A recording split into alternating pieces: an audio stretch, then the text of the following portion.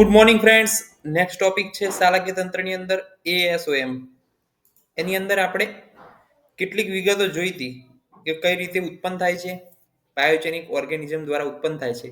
Acute એના duration પ્રમાણે છે કે 6 મહિનાની અંદર છે. સુપુરેટિવ એટલે કે ફર્સ્ટ પ્રોડક્ટ થાય છે, બાયોજેનિક ઓર્ગેનિઝમ દ્વારા થાય છે. ઓટીટીસ એટલે ઇન્ફ્લામેશન ઓફ ધ ઈયર, અને મીડિયા એટલે કે મિડલ ઈયરની અંદર થતું ઇન્ફ્લામેશન. આ જોયું હતું. ત્યારબાદ આપણે એની પેથોફિઝિયોલોજી જોઈ હતી રૂટ ઓફ ઇન્ફેક્શનના આધારે કે એક્સટર્નલ ઈયર હોય તો એની અંદરથી ટિમ્પેરિંગ મેમ્બ્રેનને શું કરવી પડે, પરફોરેટ કરવી પડે, તો જ મિડલ ઈયરની અંદર ઇન્ફેક્શન થાય. ત્યારબાદ ઇસ્ચિજિયન ટ્યુબ દ્વારા જવું હોય તો નાકમાંથી જવું પડે. નાકમાંથી જવું પડે તો સ્વિમિંગમાં ડાઇવિંગ કરતી વખતે બાળકોની અંદર બ્રેસ્ટ ફીડ પછી ઇસ્ચિયન ટ્યુબ મારફતે જે છે માઇક્રો ઓર્ગેનિઝમ પહોંચી શકે છે. ત્રીજું છે બ્લડ બોર્ન પ્રિડિસ્પોઝિંગ ફેક્ટર પણ જોયા હતા.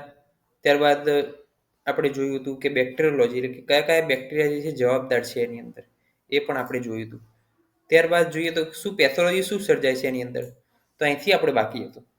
તો પેથોલોજી એની અંદર સર્જાય છે કે ટ્યુબલ ઓક્લુઝન, પ્રી સુપ્રેશન, રિઝોલ્યુશન અને કોમ્પ્લિકેશન. આ 5 સ્ટેજ જે છે એની અંદર પેથોલોજી સર્જાય છે. તો સૌ પ્રથમ શું થાય તો કે ટ્યુબલ ઓક્લુઝન આપ્યું છે, એટલે કે જે ઇસ્ચિચિયન ટ્યુબ જે છે, નાકની અંદર રહેલી જે ઇસ્ચિચિયન ટ્યુબ જે છે એની અંદર શું થાય છે, ઈડીમાં થાય છે, હાઇપરિનિયા થાય છે, ત્યાં કોઈ પ્રકારનું ઇન્ફ્લામેશન થાય છે અથવા ઇન્ફેક્શન થાય છે. એટલે શું થશે, ઇન્ફ્લામેશનના ફોલોઅપમાં શું થશે, ઈડીમાં થશે. એટલે ત્યાં આગળ શું થશે, ઇસ્ચિચિયન ટ્યુબ સ્વેલિંગ થશે. ઇસ્ચિચિયન ટ્યુબ જે છે સ્વેલિંગ થવાને કારણે જે નાકની અંદર મિડલ ઈયરની અંદર જે ઇન્ફિરિયરથી ખુલે છે ત્યાં આગળ શું થાય છે, તે ટ્યુબ જે છે બ્લોક થાય છે. એ ટ્યુબ જે હોય એની અંદર ઈડીમાં આવશે, તો ઈડીમાં આવવાને કારણે ટ્યુબનો જે ડાયામીટર છે શું થશે, સાંકડો થશે. એના કારણે ટ્યુબ શું થશે, બ્લોક થશે. ટ્યુબ બ્લોક થવાને કારણે શું થાય તો કે ત્યાં જે છે રહેલી એર જે હોય એને એરને જવાની સ્પેસ શું થાય, ઘટે. એટલે એર ત્યાં શું થાય, એબ્ઝોર્બ થાય એવું કહેવાય. હવે એર જે છે ઘટી એટલે શું થયું, નેગેટિવ પ્રેશર સર્જાયું. એર જે છે ઘટે એટલે નેગેટિવ ટિમ્પેનિક મેમ્બ્રેન ઉપર પ્રેશર સર્જાય, અને નેગેટિવ ટિમ્પેનિક મેમ્બ્રેન ઉપર પ્રેશર સર્જાવાને કારણે ટિમ્પેનિક મેમ્બ્રેન જે છે અંદરની તરફ ખેંચાય એટલે શું થાય, રિટ્રેક્ટ થાય છે. અને એના કારણે કોઈ ઇન્ફેક્શન જે છે મિડલ ઈયરની અંદરથી એક્સટર્નલ ઈયરમાંથી મિડલ ઈયરની અંદર જઈ શકે. તો આપણે શું જોયું, પેથોલોજી ક્યાંથી શરૂ થઈ તો કે ટ્યુબલ ઓક્લુઝન. ટ્યુબ કઈ તો કે ઇસ્ચિચિયન ટ્યુબ કે જે નાકની અંદર રહેલી છે, ઇન્ફિરિયર મિએટસની અંદર રહેલી છે. તો ત્યાં જે છે એ ત્યાં આગળ ઓર્ગેનિઝમ પહોંચ્યું નાકની અંદર ઇસ્ચિચિયન ટ્યુબમાં. ત્યાં શું થયું, ઇન્ફ્લામેશનના ફોલોઅપમાં શું થયું, ઈડીમાં થયું.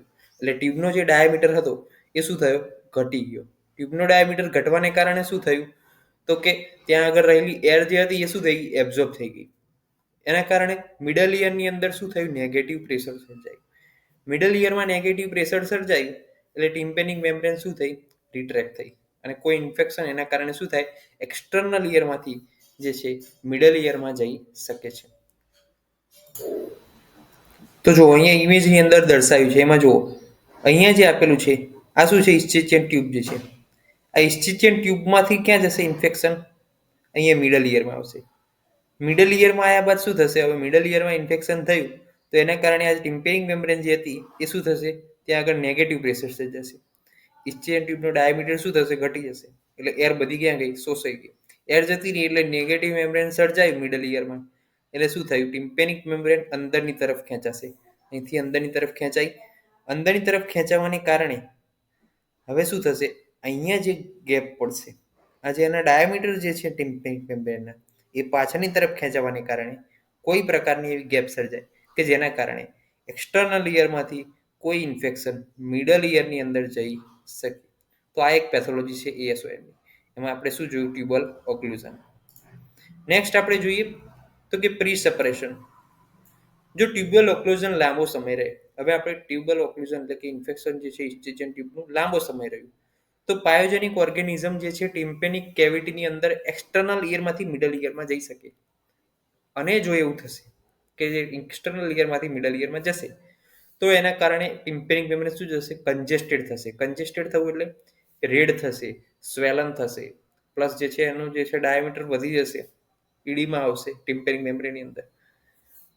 હવે એવું થાય તો શું થાય, ઈયર એક થાય, ઊંઘ ના આવે, ટીનિટસ થાય, બહેરાશ થાય, ડીફનેસ આવે. ઓકે, સાઇન તો કે કાર્ટવિલ જેવી ટિમ્પેનિક મેમ્બ્રેન દેખાય છે. કાર્ટવિલ એટલે શું? તો કે જે આપણે બળદગાડું નહીં આવે તો એના જેવું જે પૈડું આવે એના જેવી ટિમ્પેનિક મેમ્બ્રેન દેખાય છે. અને ટ્યુનિક ફોકની અંદર કંડક્ટિંગ હિયરિંગ લોસ આપણને જોવા મળે છે. હવે આગળનું સ્ટેજ છે સુપ્રેશન. પ્રી સુપ્રેશન જોયું. પ્રી સુપ્રેશનની અંદર શું છે? સ્ટેન ટ્યુબની અંદર જો લાંબો સમય ઇન્ફેક્શન રહેશે તો ટિમ્પેનિક મેમ્બ્રેન પાછળની તરફ ખેંચાશે. ઓર્ગેનિઝમ એક્સટર્નલ લેયરમાંથી મિડલ લેયરમાં પૂછી શકશે. ટિમ્પેનિક મેમ્બ્રેન કન્જેસ્ટેડ થશે. કાર્ટવિલ જેવો અપિયરન્સ દીધો અને ટ્યુનિક ફોકમાં કંડક્ટિવ હિયરિંગ લોસ કીધો. સુપ્રેશન સ્ટેજ તો એની અંદર શું છે? મિડલ ઇયરમાં ઇન્ફેક્શન થાય. ટિમ્પેનિક મેમ્બ્રેન જે જગ્યાએ ફાટવાની હોય, જે જગ્યાએ ક્રેક થવાની હોય, તે જગ્યાએ શું થાય? બલ્જ થવાની શરૂઆત થાય અને કાનનો દુખાવો, તાવ, બહેરાશ આ બધું પણ જોવા મળે છે. તો અહીંયા જો આ ઇમેજની અંદર કાર્ટવિલ અપિયરન્સ આપેલો છે. કાર્ટવિલ અપિયરન્સ એટલે કે જે છે વચ્ચે રાઉન્ડ હોય, આજુબાજુ જે છે બધી બાજુ જોડાતી હોય ધરી એવું લાગે, એટલે કે પૈડા જેવું અપિયરન્સ. અને સુપરેશન સ્ટેજની અંદર જે જગ્યાએ ફાટવાની હોય, જે જગ્યાએ ફાટવાની તે જગ્યાએ શું થાય? બલ્જ થવાની શરૂઆત થાય છે. અહીંયા ઉપરની તરફ જો સુપિરિયરલી બલ્જ થવાની શરૂઆત થઈ, એનો મતલબ કે અંદરની તરફ ઇન્ફેક્શન જે છે વધી ગયું છે. પસ જે છે પ્રોડક્શન એ વધી ગયું છે. ત્યારબાદ શું થશે? તો કે ટિમ્પેનિક મેમ્બ્રેન જે છે એની સાઇન શું છે? ટિમ્પેનિક મેમ્બ્રેન લાલ થશે, બલ્જિંગ થશે, યલો સ્પોટ જોવા મળશે જ્યાં આગળ ફાટવાની હોય ત્યાં આગળ. ઓકે. રિસોલ્યુશન સ્ટેજ એટલે ટિમ્પેનિક મેમ્બ્રેન શું થશે? ફાટી જશે, રપ્ચર થશે. એટલે શું થાય? પસ બધું બહાર નીકળી જાય. પસ જેવું જ મિડલ ઇયરની અંદરથી બહાર નીકળશે એવું પ્રેશર શું થશે? રિલીઝ થશે અંદર. પ્રેશર રિલીઝ થાય એટલે તરત પેઇન જતું રહેશે. હવે પેઇન તો જતું રહ્યું, ઓકે. પરંતુ કોમ્પ્લિકેશનની અંદર શું છે? તો કે વિરુલન્સ ઓફ ધ ઓર્ગેનિઝમ અને રેઝિસ્ટન્સ ઓફ ધ પેશન્ટ, એ બે વસ્તુ અગત્યની છે. વિરુલન્સ એટલે કે એને ઓર્ગેનિઝમની વર્સ્ટ કન્ડિશનમાં એ ઓર્ગેનિઝમ ક્યાં સુધી ફેલાઈ શકે છે. અને રેઝિસ્ટન્સ ઓફ ધ પેશન્ટ એટલે કે બલ, રોગીનું બલ શું છે?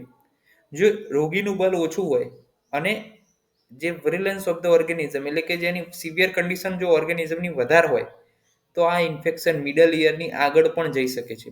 મિડલ ઇયરથી ઇનર ઇયરમાં પણ જઈ શકે છે. અને જો એવું થાય તો જે છે એક્યુટ માસ્ટોડાઇટિસ, ફેશિયલ પેરાલિસિસ, લેબ્રેન્થાઇટિસ એટલે કે ઇનર ઇયરનું ઇન્ફેક્શન, મેનિન્જાઇટિસ એટલે કે જે મેનેન્જિયલ લેયર છે બ્રેઇનના એનું ઇન્ફેક્શન, બ્રેઇનની એબ્સેસ થઈ શકે, સાઇનસ થ્રોમ્બોફ્લેબાઇટિસ થઈ શકે એટલે કે સાઇનસમાં ક્લોટ સર્જાઈ શકે. તો આ બધી કન્ડિશન પણ પ્રોડ્યુસ થઈ શકે. તો આપણે 5 સ્ટેજ જોયા. ટ્યુબલ ઓક્લુઝન. ટ્યુબલ ઓક્લુઝનની અંદર શું થતું હતું? તો ઇસ્ચિચિયન ટ્યુબ જે છે એ ઓક્લુઝન થાય, એર એબ્ઝોર્બ થાય, નેગેટિવ પ્રેશર સર્જાય મિડલ ઇયરમાં, ટિમ્પેનિક મેમ્બ્રેન અંદરની તરફ રિટ્રેક્ટ થાય અને એના કારણે કોઈ ઓર્ગેનિઝમ અંદર ઘૂસી શકે એક્સટર્નલ ઇયરમાં. નંબર 2 સ્ટેજ હતું પ્રી સુપ્રેશન સ્ટેજ. પ્રી સુપ્રેશન સ્ટેજની અંદર કાર્ટવિલ જેવો અપિયરન્સ સર્જાય પ્લસ કંડક્ટિવ હિયરિંગ લોસ આવે. ટિમ્પેનિક મેમ્બ્રેન અંદરની તરફ ખેંચાય તો કોઈ ઇન્ફેક્શન અંદરની તરફ ઘૂસી શકે એવા 100% ચાન્સ છે પ્રી સુપ્રેશન સ્ટેજની અંદર. પ્રી સુપ્રેશન બાદ સુપ્રેશન સ્ટેજ એટલે કે હવે ઇન્ફેક્શન અંદર ફેલાઈ ગયું છે મિડલ ઇયરની અંદર. શેના મારફતે? તો કે એક્સટર્નલ ઇયર મારફતે. એટલે શું થશે? ઇન્ફેક્શનનો અંદર ભરાવો થશે મિડલ ઇયરમાં, પસ ફીલ થશે અને એના કારણે ટિમ્પેનિક મેમ્બ્રેન ઉપર હવે દબાણ આવશે અને ટિમ્પેનિક મેમ્બ્રેન જે છે બલ્જ આઉટ થશે. અને જ્યાં આગળથી ટિમ્પેનિક મેમ્બ્રેન રપ્ચર થવાની હોય ત્યાં આગળ કયો સ્પોટ જોવા મળશે? યલો સ્પોટ જોવા મળશે. ચોથી વસ્તુ જોઈએ તો કે હવે સુપ્રેશન સ્ટેજ પછી રિઝોલ્યુશન સ્ટેજ.